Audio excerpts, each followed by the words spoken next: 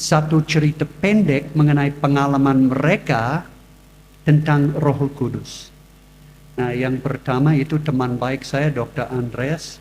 Saya mengundang dokter, silakan datang, dan saya minta supaya dia akan berbagi satu cerita mengenai pengalaman Roh Kudus. Terima kasih, Dok. Ini cerita tentang ibu saya, Pak Max. Ya. Ibu saya berlatar belakang Muslim. Dia orang pertama di keluarganya, Pak Max, dan di kampungnya yang menjadi seorang Kristen.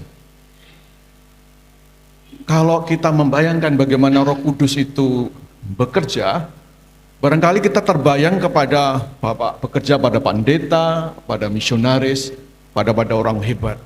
Tapi ibu saya ini orang biasa ya, orang biasa. Saya katakan orang biasa karena pendidikannya tidak tinggi amat. Dia hanya lulus SMP. Ya, lulus SMP. Dia tidak mengerti banyak tentang pelayanan. Yang dia tahu hanya menghitung uang di gereja. Paling tinggi jabatannya jadi bendahara gereja. Jadi dia tidak tergolong orang yang hebat kalau saya katakan begitu. Tetapi dari hidupnya saya bisa melihat bahwa Tuhan memakai dia secara unik. Dia seperti mama-mama di Papua barangkali karena dia hanya ibu rumah tangga dan punya toko kecil di Kelontong jualan sabun, bahan makan pokok depan rumah kami. Tetapi dari hidupnya saya bisa katakan banyak sanak keluarganya dimenangkan. Setahu saya Pak Mak, dia tidak pernah ikut kursus PI.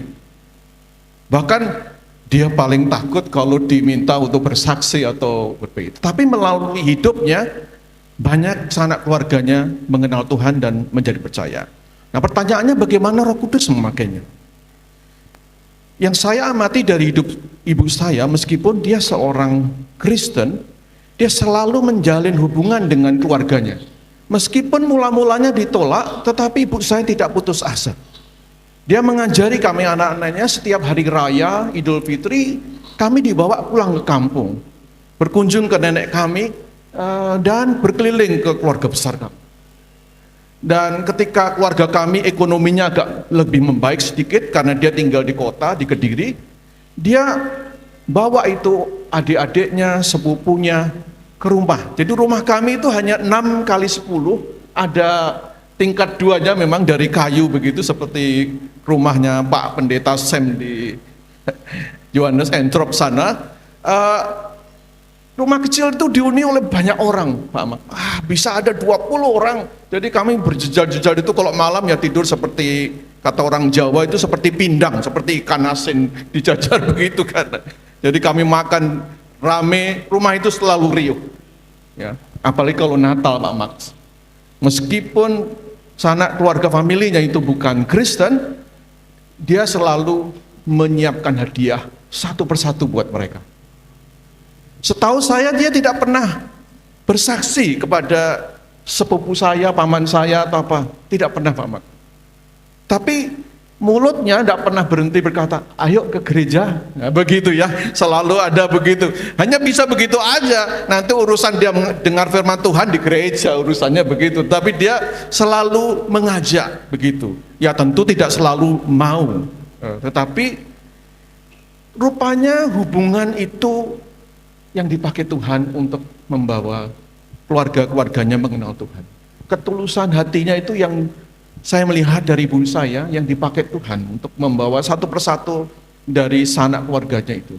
Kalau dihitung sekarang barangkali saya bisa menghitung ada satu keluarga adik ibu saya yang menjadi Kristen. Kemudian ada keponakannya yang menjadi Kristen. Ada sepupunya yang di dalam situ menjadi Kristen. Yang lain ya memang tidak semua menjadi percaya, tapi mereka sudah mendengar Injil semuanya. Dan pasti berharap kalau ada kesempatan, mereka pasti akan merespon Injil pada waktunya. Mungkin itu kesaksian bagaimana Roh Kudus bekerja pada orang biasa. Mama-mama pun bisa melakukannya. Tuhan memberkati. Wah,